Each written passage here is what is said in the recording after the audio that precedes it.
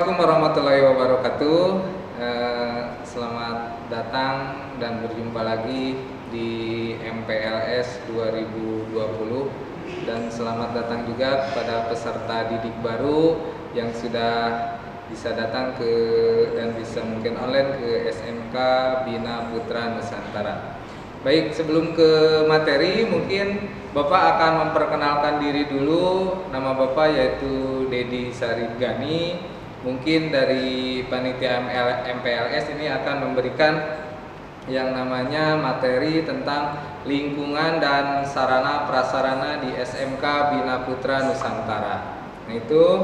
Nah selanjutnya mungkin ada tahu mungkin bagaimana hubungannya dengan sarana dan prasarana yang ada di sekolah. Mungkin ada yang sudah mungkin datang ke sekolah pada hari kemarin dan mungkin hari ini ada penjelasannya mungkin sebagian tentang manajemen sarana dan prasarana. Di antaranya ada sarana dan prasarana, ada infrastruktur, ada juga mungkin fasilitas di SMK Bina Putra Nusantara. Nah, secara pengertian mungkin untuk prasarana yaitu barang atau benda tidak bergerak yang dapat menunjang atau mendukung pelaksanaan tugas dan fungsi unit kerja. Kalau di sekolah mungkin ada yang namanya gedung kantor, ada gedung kelas, nah itu ada gedung laboran, nah itu juga adalah termasuk ke dalam prasarana. Sedangkan apa yang dimaksud dengan sarana? Nah, barang atau benda bergerak yang dapat dipakai sebagai alat dalam pelaksanaan tugas fungsi unit kerja. Contohnya mungkin ada mobil, ada komputer, mungkin yang kecilnya ada pulpen, ada kertas, ada tinta, ada printer, dan lain-lain. Itu secara umum tentang pengertian prasarana dan sarana. Nah, ada juga yang dimaksud dengan infrastruktur, pengertian secara umum. Ini juga disebut prasarana dan sarana yang merujuk pada sistem fisik yang menyediakan transportasi, pengairan, bangunan, elektrik, dan telekomunikasi serta fasilitas publik lainnya yang diperlukan untuk memenuhi kebutuhan dasar manusia. Itu secara infrastruktur. Nah, selanjutnya fasilitas. Nah, secara pengertian umumnya yaitu adalah sesuatu yang dapat membantu memudahkan pekerjaan atau tugas dan sebagainya. Itu secara fasilitas, secara pengertian secara umum. Ada juga mungkin pengertian secara khusus yaitu ada Permendiknas RI nomor 24 tahun 2007. Apa pengertian dari sarana dan prasarana? Itu selanjutnya hubungannya dengan nanti kalau kalian mungkin sudah mulai masuk lagi ke SMK Bina Putra Nusantara, selanjutnya nanti datang ke sekolah. Nah, apa yang nanti kalian yaitu ada penataan lingkungan sekolah. Yang pertama, ketika kalian nanti masuk ke sekolah, maka berperilakulah hidup bersih di ruangan kelas dan di sekitar lingkungan sekolah. Selanjutnya, kalaupun kalian nanti mungkin sudah mulai masuk dan normal lagi, kalian bisa mungkin kalau ada hubungannya dengan di kelas, selanjutnya ada hubungannya dengan sampah dan yang lainnya, cobalah untuk bisa simpan sampah pada tempatnya. Selanjutnya adalah menjaga tanaman di lingkungan sekolah atau di area sekolah atau di depan halaman sekolah. Ini juga jangan sampai kalian mungkin untuk merusak tanaman-tanaman yang sudah ada di daerah lingkungan sekolah SMK Bina Putra Nusantara. Selanjutnya yaitu tidak melakukan vandalisme ataupun kalau kalian mungkin bahasanya mencoret-coret hubungannya dengan fasilitas-fasilitas yang ada di sekolah di SMK Bina Putra Nusantara. Selanjutnya apalagi seperti ini, tidak merusak fasilitas sekolah. Mungkin ada kursi yang dipotongkan ataupun bor yang mungkin dijatuhkan dan yang lainnya. Itu mungkin secara contoh aja ya tentang bagaimana kalian kalau merusak fasilitas sekolah. Itu jadi kalian memperhatikan penataan lingkungan sekolah dari berperilaku bersih atau simpan sampah pada tempatnya, menjaga tanaman di lingkungan sekolah, tidak melakukan vandalisme atau tidak merusak fasilitas-fasilitas sekolah. Nah, Selanjutnya, SMK Bina Putra Nusantara ini mempunyai 2 kampus, yaitu ada kampus 1 adanya di Jalan Wiyung Gunung di dekat dengan SMA Negeri 2. Nah, selanjutnya kalau yang ini yaitu kampus 2, yaitu di Jalan Sukarindik nomor 63A. Nah, sementara kampus 1 fasilitasnya apa saja? Mungkin kalau di sarana dan prasarana untuk di kampus 1 ini relatif lebih kecil daripada di kampus 2. Tapi awalnya berdiri mungkin ada dari kampus 1. Nah, kalau di kampus 1 ini ada 8 ruangan kelas atau 8 ruangan teori. Selanjutnya ada 3 toilet siswa, ada ruang guru, ada ruang tata usaha, ada lapangan, ada musola, ada pos satpam, dan juga ada gedung perlengkapan. Itu untuk di kampus 1. Nah, selanjutnya kalau untuk di kampus 2 yang ada di sini di Jalan Sukarindik, ya apa saja yang ada di kampus 2? Di antaranya untuk 1 ada ruangan Yayasan Bina Putra Nusantara. Selanjutnya ada ruang kepala sekolah, ada ruang manajemen, ada ruang guru, ada ruang tata usaha, ada ruang kabak pengelolaan keuangan, juga ada gedung A untuk lab komputer, selanjutnya ada gedung B untuk lab teori, ada gedung C juga untuk ruang teori. Dan jadi jumlahnya ini di kampus 2 untuk ruang teori atau kelas itu ada 22 ruang kelas. Selanjutnya ditambahkan juga di kampus 2 yaitu ada yang namanya asrama. Sekarang mungkin mudah-mudahan tahun ini bisa ada asrama untuk sekitar 20 orang sementara. Nah, selanjutnya fasilitas sarana prasarana yang lainnya yaitu ada gedung aula, selanjutnya ada sarana kesenian, bisnis center, ruang unit produksi, ada juga kantin sekolah, ada koperasi, sarana ibadah yaitu ada masjid. Selanjutnya ada ruang UKS dan PMR, ada hotspot area atau wifi, area parkir, ada parkir mungkin ada nanti di luar sekolah, ada juga yang di area sekolah. Lalu ada fingerprint, selanjutnya ruang OSIS dan MPK, ruang pramuka, ruang bina asalam, ruang paskibra dan polsis. Selanjutnya ada ruang BPBK dan ruang BKK. Nah, ada juga penunjang yang lainnya yaitu ada laboratorium. Nah, laboratorium ini juga adalah disesuaikan juga dengan jurusan-jurusan yang ada di SMK Bina Putra Nusantara. Di antaranya untuk lab komputer itu ada di gedung A, yaitu A1 sampai A4 dengan jumlah komputer mungkin sekitar 134 komputer. Nah, untuk UNBK, UAS atau PTS mungkin sudah mulai menggunakan yang namanya komputer. Nah, selanjutnya ada lab farmasi. Ini ada juga lab farmasi pelayanan ya, atau lebih ke apoteker. Selanjutnya ada lab farmasi industri, ada lab farmakognosi, ada lab kimia dasar. Selanjutnya ada lab kimia instrumen dan mikrobiologi. Selanjutnya ada transmisi telekomunikasi. Yang kedelapan ada lab keperawatan. Dan yang kesembilan ada lab teknik jaringan akses.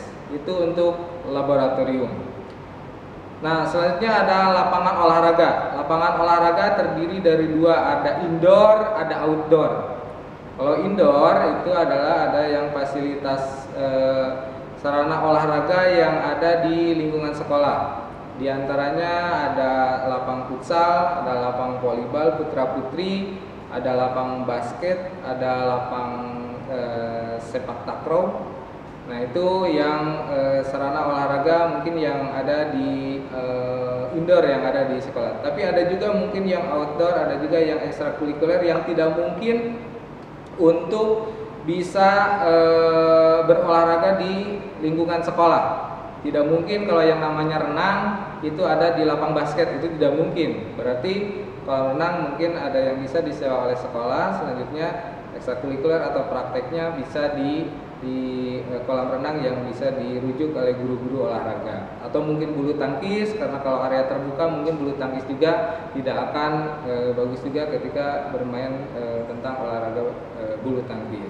Itu mungkin ada sarana olahraga, ada yang indoor, ada yang di dalam sekolah, area sekolah, ada juga yang indoor, ada yang di luar sekolah. Nah, selanjutnya hubungannya juga dengan ruang guru. Ini mungkin foto-foto tentang ruang guru dan manajemen. Ini sekilas pandang. Nah, letaknya kalau dulu mungkin aula letaknya adalah ada di dekat dengan gedung lab komputer di gedung A. Nah, selanjutnya ada juga yang namanya gedung A, yaitu yang hubungannya dengan lab komputer. Selanjutnya ada gedung B di sebelah timur. Selanjutnya ada juga yang namanya gedung C. Nah, itu ada gedung A, ada gedung B, dan ada gedung C. Selanjutnya ada juga hubungannya dengan lab perawat dan lab farmasi industri dan lab transmisi telekomunikasi tanpa dari sebelah timur. Mungkin ini adalah gambarnya, hubungannya dengan mana tempat-tempat hubungannya dengan lab perawat, lab farmasi industri, dan lab transmisi telekomunikasi. Selanjutnya yaitu ruang lab kimia analis. Nah, kalau ruang lab kimia analis ini ada di lantai 2. Nah, selanjutnya kalau kimia analis ini sekolahnya sekitar 4 tahun.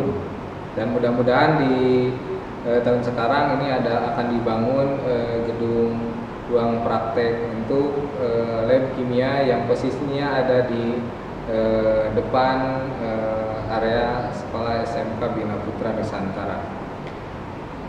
Nah, selanjutnya ada ruang lab farmasi industri.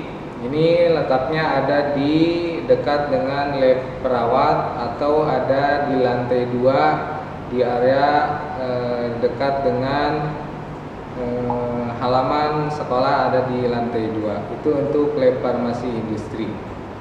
Selanjutnya ruang lab perawat kesehatan. Ini bagi yang jurusan perawat kesehatan, maka ruangannya ada di lantai 2. Kemudian ruang lab farmasi pelayanan atau mungkin ke apoteker. Di sini ada simulasi apoteker dan yang lainnya, itu ada di lantai bawah dekat dengan ruang lab farmakognosi.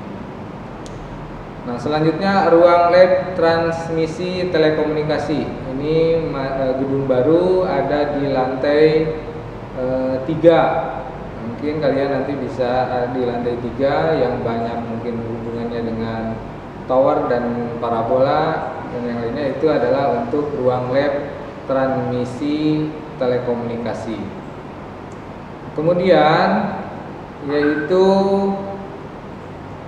ruang manajemen. Nah, kalau ini sebenarnya ruang manajemen baru. Kalau ruang manajemen lama sekarang sudah dipugar dan karena akan dijadikan sebagai ruang ruang praktek siswa untuk lab kimia. Selanjutnya yaitu halaman sekolah. Nah, kalau halaman sekolah ini adalah ada di depan gedung C, sama yang paling bawah yaitu ada halaman sekolah yang ada di depan gedung B. Itu untuk halaman sekolah. Selanjutnya ada juga halaman sekolah yang ini masih ada di depan gedung B, dan ini yang di bawah adalah halaman sekolah yang ada di depan gedung A5 atau ruang A5 dan A6. Selanjutnya ini kalau kemarin ada yang namanya simulasi ruang belajar karena hubungannya dengan masa COVID-19, maka dalam satu ruangan ini yaitu ada 18 siswa dengan jarak sekitar 1 meteran lah. Ini hubungannya dengan untuk mengurangi hubungannya keterpenuhan di dalam sebuah ruangan. Jadi memakai jarak ini untuk ruang kelas. Selanjutnya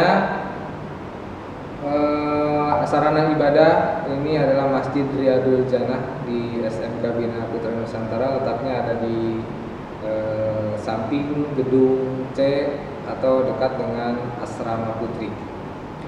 Selanjutnya, nah ini hubungannya dengan kegiatan-kegiatan ekstrakurikuler atau lapangan dan olahraga juga akan ada yang namanya kegiatan ekstrakurikuler. Dia ada perapihan di lingkungan lapangan. Nah, ekstrakurikuler mungkin nanti sama bagian kesiswaan, tapi mungkin hanya sekilas saja lah bahwa ekstrakurikuler di sini juga mungkin ada beberapa bagian yang sudah mempunyai ruangan, ada juga mungkin yang belum. Di antaranya beberapa ekstrakurikuler ada pramuka, ada kepala merahan, ada PMR, ada bina asalam, ada English Club, ada PKS atau Polsis, ada Paskibra, ada Bekonfik, ada Gentra Husada, ada Sanggar Kreasi Siswa, futsal, basketball, bulu tangkis, juga bela diri, ada mungkin volleyball dan seni musik dan seni suara. Dan ini mungkin selain hubungannya dengan kegiatan ekstrakurikuler ke pramukaan. Nah, ini adalah master plan untuk SMK Bina Putra Nusantara yang akan datang. Ini adalah hubungannya dengan tata ruang, tata letak, dan yang ini hubungannya dengan ruangan atau baik ditampak dari depan sekolah atau tampak dari depan gedung SMK Bina Putra Nusantara ataupun ada area di dalam SMK Bina Putra Nusantara. Mungkin itu aja hubungannya dengan informasi dari bagian sarana dan prasarana atau tata lingkungan di SMK Bina Putra Nusantara.